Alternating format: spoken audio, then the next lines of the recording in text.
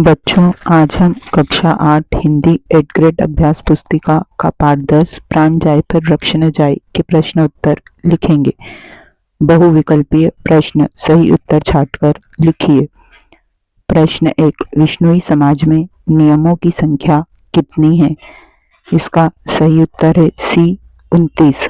प्रश्न 2, विश्नोई समाज द्वारा किस लिए आंदोलन किया गया था? इसका सही उत्तर है बी, वृक्षों के लिए।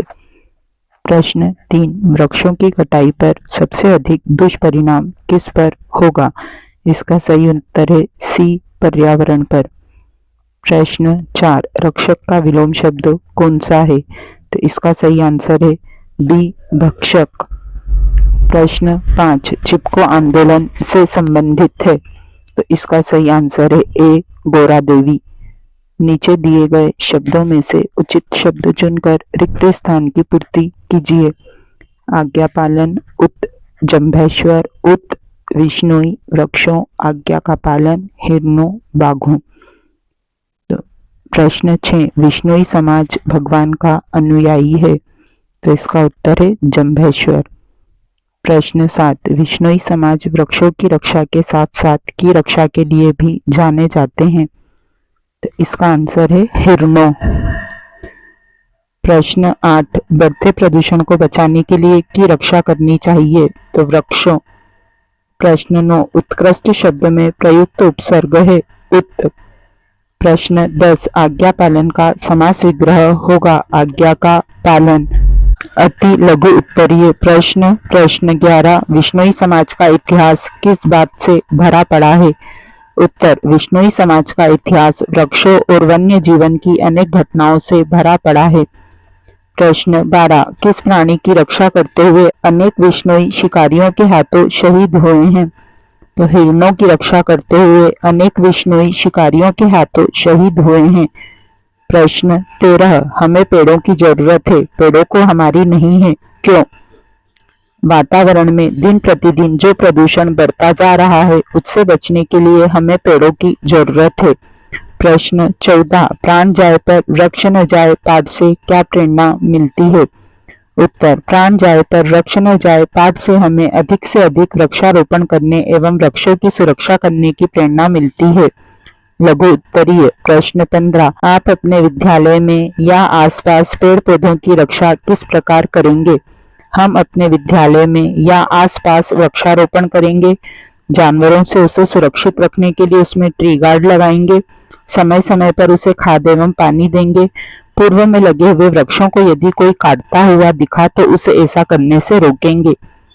प्रश्न 16, गैर सैनिक होते हुए स्वर्गीय निहाल चंद विश्नोई को भारत सरकार ने शौर्य चक्र से क्यों सम्मानित किया? गैर सैनिक होते हुए भी स्वर्गीय निहाल चंद विश्नोई को भारत सरकार ने शौर्य चक्र से इसलिए सम्मानित किया क्योंकि उन्होंने अक्टूबर 1996 में हिरणों की रक्षा करते हुए अपने प्राणों का बलिदान दिया था।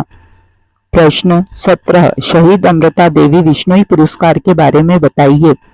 मध्य प्रदेश का वन विभाग प्रतिवर्ष वन संवर्धन एवं वन रक्षा के क्षेत्र में उल्लेखनीय कार्य करने वाली ग्राम पंचायत को अमृता देवी विश्नोई पुरस्कार एवं रुपए 1 लाख नगद प्रदान करती है एवं मध्य प्रदेश सरकार भी 2 व्यक्तिगत पुरस्कार रुपए 50,000 नगद एवं प्रशस्ति पत्र प्रदान करती है।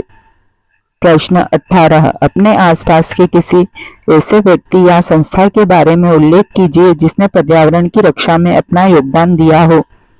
हमारे तराना तहसील में शासकीय विद्यालय में पदस्थ सहायक शिक्षक श्री देवी सिंह जी परिहार अभी तक हजारों पौधे लगा चुके हैं व उनका संरक्षण भी उनके द्वारा किया जाता है। किसी से मुलाकात होने पर भी वह उन्हें भेंट स्वरूप पौधे ही प्रदान करते हैं ताकि वह भी उन पौधों को लगाकर पर्यावरण संरक्षण में अपना योगदान दे सके। दीर्घ उत्तरीय प्रश्न 19, जिस प्रकार से विश्नोई समाज के कुछ नियम हैं उसी प्रकार आप अपने लिए क्या क्या नियम बनाएंगे? कोई 5 नियम लिखिए।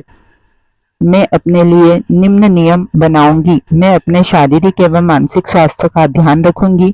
मैं अपने जीवन में ईमानदारी और सत्यनिष्ठा के मूल्यों को अपनाऊंगी। मैं जरूरतमंदों के प्रति सहयोग की भावना रखूंगी। मैं निरंतर सीखने और ज्ञान प्राप्त करने के लिए प्रयासरत रहूंगी। मैं अपने दैनिक जीवन में पर्यावरण संरक्षण के लिए प्लास्टिक का उपयोग कम से कम करूंगी एवं उसके पुनर्चक्रण को बढ़ावा दूंगी। इन नियमों का पालन करके मैं समाज की एक अच्छा नागरिक बनने का प्रयास करूंगी। प्रश्न 20, यदि पेड़ पौधे और वन्य जीव न होंगे तो पर्यावरण पर क्या प्रभाव पड़ेगा? विस्तार से लिखिए। पेड़ पौधों और वन्य जीव पर्यावरण के लिए अत्यंत महत्वपूर्ण है।